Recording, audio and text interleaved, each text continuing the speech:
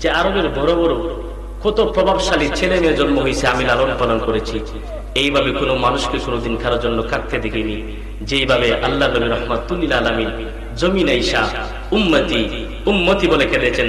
শুধু তাই নয়, নবী আমার যেই দিনে দুনিয়া থেকে ওফাত মোবারক করবেন, ওই দিন আমার নবীজির জবানে দুই তিনটা শব্দ ছিল। তার ভিতরে যে শব্দটা ছিল, একটা শব্দ ছিল উম্মতি উম্মতি। শুধু তাই নয়, আমরা যেদিন হাসরের ময়দানে উঠবো, ওই দিন আমার নবী রাহমাতুল লিল আলামিন সিজদার মধ্যে পড়ে যাবেন, সেদিনও কাঁদবেন উম্মতি উম্মতি, সিজদা থেকে মাথা উঠাবে না। আল্লাহ বলবে, বন্ধু আমার আজকে কেন তুমি কান্না করতেছো? বন্ধু আমি বুঝতে পারছি, তুমি হয়তো তোমার আবু বকরের জন্য কান্না করতেছো, তুমি হয়তো উমরের জন্য কান্না করতেছো, তুমি হয়তো উসমানের জন্য কান্না করতেছো। আমার নবী বলে, আল্লাহ আমি আবু বকরের জন্য কান্না করি নাই, উমরের জন্য কান্না করি নাই, উসমানের জন্য কান্না করি নাই, আলীর জন্য কান্না করি নাই। আল্লাহ আমি কাঁদবো কেন? আপনি তো তাদের বেলায় রাদিয়াল্লাহু আনহুম বলে দিয়েছেন। আল্লাহ ও আল্লাহ আমি তাদের জন্য কাঁদতেছি। আমার আল্লাহ বলেন, বন্ধু তাহলে কার জন্য কাঁদো? নিশ্চয়ই তোমার মেয়ে ফাতেমার জন্য কাঁদো।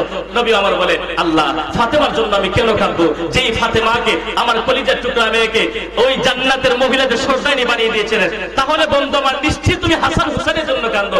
আমার নবী বলে, আল্লাহ আমি হাসান হুসেনের জন্য কেন কাঁদবো? আমার হাসান হুসেনকে তো জান্নাতের যুবকদের সর্দার বানিয়ে দিয়েছো। আমার নবী তখন বলেন, বন্ধু আমার তাইলে তুমি তোমার নিজের জন্য কান্না করতেছো। আমার নবী বলবে, আল্লাহ আমি আমার জন্য কেন কাঁদবো? আমি তো কোনদিন আমার জন্য কান্না করি নাই। আমার আল্লাহ ডাক বলে, বন্ধু তাইলে কান্নাটা কার জন্য করছো? ওই সময় আমার রাহমাতুল লিল আলামিন মাথাটা উঠে বলবে, আল্লাহ আমি একমাত্র আমার উম্মতের জন্য এখনো কান্দি, যতক্ষণ না পর্যন্ত আমার উম্মতেরা জান্নাতের ভিতরে না যাবে, আমি নবীর কান্না এক সেকেন্ডের জন্য আমি থামাতে পারবো না। কেমন নবী পেয়েছি!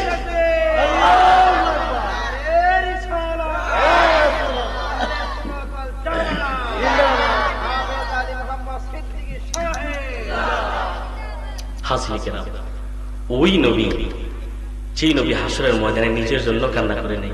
আল্লাহ বলবে, বন্ধু তাহলে নিজের জন্য হয়তো কান্না করতেছে। আমার নবী বলে, আল্লাহ আজকে তোমাকে মাকামে মাহমুদ দান করেছেন, তাহলে আমি নিজের জন্য কাঁদবো কেন?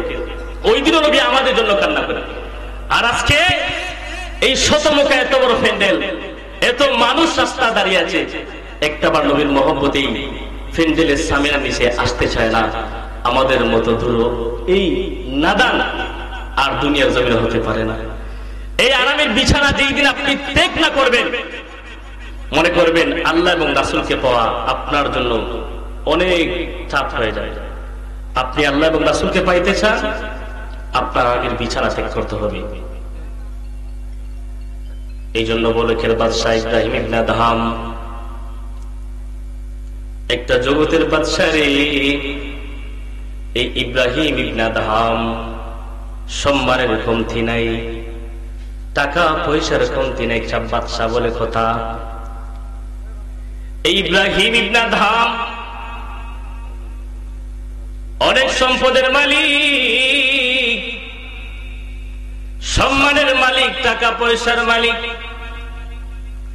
ইব্রাহিম ইবনে আদহাম একদিন মনে মনে ভাবে, হায় রে এত সম্মানের মালিক আমার আল্লাহ তাআলা বানাইছে, আজকে যদি আমি চলে যাই রে কি হালত হবে আমার অন্ধকার খবরে, কি হালত হবে হাসরে, যদি মালিকের সামনে আমার কোনো দাম না থাকে, মানুষে দাম দিয়ে আমার আর কি করব। ইব্রাহিম ইবনে আদহাম দিলের ভিতরে আল্লাহ তাআলার ভয় ঢুকে গেছে।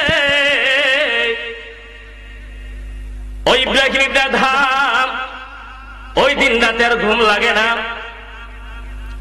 বারবার মনে হয় রে আল্লাহ তাআলা সম্মানের দিকে কমতি রাখে নাই, বাদশাহীর দায়িত্ব দিয়ে আমার আল্লাহ তাআলা আমারে পাঠাইছে, টাকা পয়সার দিকে আমার কমতি নাই, কিন্তু আমার একটা কমতি রে, জানি না কি হবে কাল হাসরের ময়দানে, কি হবে খবরে। ইব্রাহিম ইবনে আদহাম অজরে কান্না করেন। হাজির কেরাম, আমরা সবাই জবান খুলে বলি আলহামদুলিল্লাহ। আমাদের প্রধান অতিথি হিসাবে এসে গেছে। নারে তাকবীর, আল্লাহু আকবার, নারে রিসালাত, ইয়া রাসূলুল্লাহ। প্রধান অতিথি সাহেবের আগমন, সালেহ সাহেবের আগমন, স্বাগতম, মাহফিলের পক্ষ থেকে লাল গোলাপ শুভেচ্ছা, মাহফিলের পক্ষ থেকে লাল গোলাপ শুভেচ্ছা, শতমুখার পক্ষ থেকে লাল গোলাপ শুভেচ্ছা, গুণীপুরের পক্ষ থেকে লাল গোলাপ শুভেচ্ছা, প্রধানমন্ত্রী সাহেবের আগমন। শুভেচ্ছার স্বাগতম। নারায়ে তাকবীর।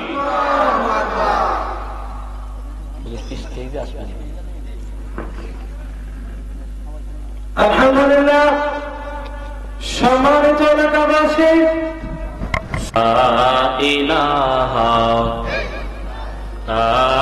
লা ইলাহা ও লা ইলাহা লা ইলাহা ইল্লাল্লাহু মুহাম্মাদুর রাসূলুল্লাহ সাল্লাল্লাহু তাআলা আলাইহি ওয়াসাল্লাম। এই জন্য বন্ধুরা আমার বলতেছিলাম, ইব্রাহিম ইবনে আদহাম মরণের ভয় অন্তরে ঢুকে গেছে, রাত্রিবেলার ঘুম লাগে না। ইব্রাহিম ইবনে আদহাম হঠাৎ শুনে তার এই ঘরের ছাদের উপর দিয়ে কে যেন হাঁটা চলা করে। ইব্রাহিম ইবনে আদহাম ডাক দিয়ে বলে, ভাই তুমি কে? আমার এত সৈন্য পাহারা দেয়, একটা পিঁপড়া পর্যন্ত আমার বাড়িতে ঢুকতে পারে না। কে রে তুমি? আমার ছাদের উপর দিয়ে হাঁটো, এত বড় সাহস তোমার? উপর থেকে আওয়াজ আসে, ইব্রাহিম ইবনে আদহাম রে, আমারে তুমি চিনবা না? বলে, কে? তোমার পরিচয়টা কি? বলে, আমাকে চিনবা না রে, তাহলে আমার ছাদের উপর দিয়া কি করতেছো? বলে, আমার একটা উট আড়াইয়া গেছে রে, এই উটটা খোঁজার জন্য তোমার ছাদের উপরে আসলাম। ইব্রাহিম ইবনে আদহাম ডাক দিয়ে বলে, ভাই রে, আমার ছাদের উপর উট আড়াই গেছে, তুমি আমার ছাদের উপর উঠছো, আমার ছাদের উপর কি উট পাওয়া যাবে? উট আর সে তুমি জঙ্গলে যাইয়া তুকাইবা, মরুভূমিতে যাইয়া তুকাইবা, আমার ছাদের উপর কি আবার উট উঠতে পারেনি? বলে, আমি জানি রে, ছাদের উপরে উট উঠবে না, তাহলে তুমি আমার ছাদের উপরে কেন আসছো? বলে, ইব্রাহিম ইবনে আদহাম রে, আমি জানি উটারছে, উটারলে কোনোদিন উট ছাদের উপরে পাওয়া যায় না, তবে তুমিও তো জানো না, বাদশাহীর চেয়ারে বৈশা এত বড় বড় জাজিম, এত বড় বড় কম্বল গায়ে দিয়া ঘুমাইলে কোনদিন আল্লাহ পাওয়া যাবে না। ইব্রাহিম ইবনে আদহাম অবাক হয়ে গেলেন যে আমার জিন্দেগিতে কোনোদিন এইরকম পরামর্শ তো আমার কেউ দেয় নাই, বুঝতে আর দেয় নাই, এটা আল্লাহর পক্ষ থেকে একটা ইলহাম চলে আসছে। এই যে ইব্রাহিম ইবনে আদহাম, এই যে বাদশাহী চাইরা, আরামের বিছানা চাইরা, সম্মানের আসন চাইরা বাড়িঘর ছাড়ছিলেন, ইব্রাহিম ইবনে আদহাম আর কোনদিন বাড়িতে ফিরে নাই। আল্লাহ তাআলা তাকে একজন ওলি বানাইয়া দুনিয়া থেকে উঠাইয়া এনেছে। আওয়াজ তুলে বলুন না সুবহানাল্লাহ। এই জন্য আপনি আল্লাহ পাইতে গেলে এই কম্বল গায়ে দিয়ে বসলে আপনি আল্লাহ পাবেন না। বাড়ির পাশে মাহফিল হইতেছে, আপনি কম্বলটা ফালায় মাহফিলে চলে আসেন। আপনি আল্লাহ পাইতে গেলে এইভাবে রাস্তায় ওয়াজ শুনলে আল্লাহ পাবেন না। যারা ফেন্ডেলের নিচে বসবে তারা জান্নাতের বাগানের নিচে বসবে। আপনারা যারা গেটের সামনে আসেন, আপনারা জান্নাতের ভিতর না বাহিরে আছেন। আমরা জান্নাতের ভিতর আছি বলি আলহামদুলিল্লাহ। এই জন্য এখনো যারা জান্নাতের ভিতরে আসেন নাই, কম্বলটা ফালায় চলে আসেন। আল্লাহ পাইতে গেলে বাদশাহী ত্যাগ করতে হবে। আল্লাহ পাইতে গেলে আপনার আমার জিন্দেগির আরাম আয়েশ ত্যাগ করতে হবে। আজকে দেখেন না, এই যে সভাপতি যিনি আছেন সারাহাবাদের সম্মানিত পীর সাহেব, এই হক্কানি পীর সাহেবগঞ্জের ইতিহাস খুলে দেখুন। আমাদের জকিগঞ্জে আল্লামা ফতুল ইসহাক রহমাতুল্লাহি আলাইহি এইরকম সারসিনা দরবার শরীফের যতটা হক দরবার আছে, প্রতিটা হক দরবার ইতিহাস দেখেন, তাদের কিন্তু ওঠার সম্পত্তির মালিক। কোন দরবারের পীর সাহেবেরা কিন্তু গরিব না, কিন্তু তাদের সম্পত্তির প্রতি, দিনের প্রতি, দুনিয়ার প্রতি কোন মোহ তাদের জাগে ওঠে না। তাদের একটাই চিন্তা যে আমার সম্পত্তিটা আমার মালিককে খুশি করতে হবে। এই জন্য শত শত সম্পত্তি ওরা এতিমের পিছনে, মাদ্রাসার পিছনে ব্যয় হয়ে যাবে। আল্লাহ ওয়ালাদের খাসলত, তারা সম্পত্তির প্রতি পাগল হয় না, তারা দুনিয়ার প্রতি পাগল হয় না। তারা কবরের চিন্তা, কবরের চিন্তা, কিভাবে কবর পার করবে, কিভাবে হাসর পার করবে। যে আয়াতটা আপনাদের সামনে আমি তেলাওয়াত করেছিলাম, যে এই দুনিয়া আপনার আমার জন্য চিরকাল থাকা যায় না, এ দুনিয়া থেকে আপনি আমি চলে যাব। কেননা এই দুনিয়াতে যিনি তাকার তিনি থাকেন নাই। আল্লাহ নবীকে তো টাকার অফার দিয়েছিলেন। আমার নবী রাহমাতুল লিল আলামিন আল্লাহর দিদারে চলে গেছেন, যার জন্য আল্লাহ গোটা পৃথিবী সাজাইছে, যার জন্য আমার আল্লাহ গোটা পৃথিবী সাজাইছে, তিনি থাকেন নাই। তাহলে আপনি আমি তো তাকে প্রশ্নই আসে না, চলে যেতে হবে। এবং যিনি আমাদের জান কবজ করতেছেন আজরাইল আলাইহিস সালাম, উনি একদিন থাকবে না, ওনার জান ওনাকেই কবজ করতে হবে। এই জন্য আপনি আমি চাইলেও দুনিয়া জমিনে থাকতে পারবো না। এই জন্য কবরের চিন্তা আপনার আমার অন্তরে গাঁথতে হবে। আজকে মাহফিল হয়, শ্রোতা হয় না, এই জায়গাটা গানের আসর বসাইলে আপনি শতমুখার এই রাস্তা থেকে জায়গা দিতে পারতেন না। এইখানে কিন্তু জমজমাট চলে, কিন্তু একটা জান্নাতের বাগান। অনেক মুরব্বী বাবার আমার আছে, যাদের দাড়ি পেকে গেছে, চুল পেকে গেছে, কিন্তু মাহফিল আসতে চায় না। এই জন্য ইয়াকুব আলাইহিস সালাম একদিন আজরাইলের সাথে কথোপকথন হইতেছে, বললেন, হে ভাই আজরাইল, আমার কাছে আসার আগে একটু সিগন্যাল দিয়ে আইসো, একটু সিগন্যাল দিয়ে আইসো। তো আজরাইল আলাইহিস সালাম কিছুদিন পূর্বে যখন আসলেন, পুরো প্রস্তুতি নিয়ে ইয়াকুব আলাইহিস সালাম জান কবজ করবেন। তো ওই দিন আয়েশা বললেন যে, হে ইয়াকুব আলাইহিস সালাম, আপনার জান কবজ করার জন্য আমি চলে আসছি। ইয়াকুব নবী বললেন, তোমাকে না বললাম আমাকে সিগন্যাল দিয়ে আসবা, একটু বলে আসলেই তো হইতো। যদিও নবীরা মাসুম, আল্লাহ নবীও মাসুমুন, তাদের কোনো গুনাহ নাই, কিন্তু তারা তবু কবরের চিন্তা একটা রাত ঠিক মতো ঘুমাতে পারে না।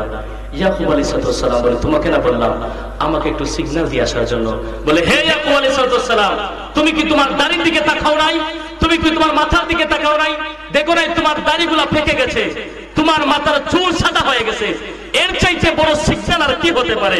তুমি এটা কি বুঝো নাই যে তোমার সিগন্যাল আল্লাহ তাআলার পক্ষ থেকে খুবই চলে আসছে? কিন্তু আমার চাচার দিকে তাকাইলে মনে হয় না, আমার চাচা এখন আর করে এইভাবে টেলিভিশন দিকে তাকায়। যদি দুই তিনটা ফুক একসাথে ঢোকে, চাচা কাঁচা মরিচ মরে ঘুরে খাইব, এইরকম অবস্থা। আস্তাগফিরুল্লাহ। এই জন্য আবু বকর সিদ্দিক রাদিয়াল্লাহু তাআলা, যাকে আমার আল্লাহ দুনিয়ার জমিনে জান্নাতের সুসংবাদ শুনাইছে,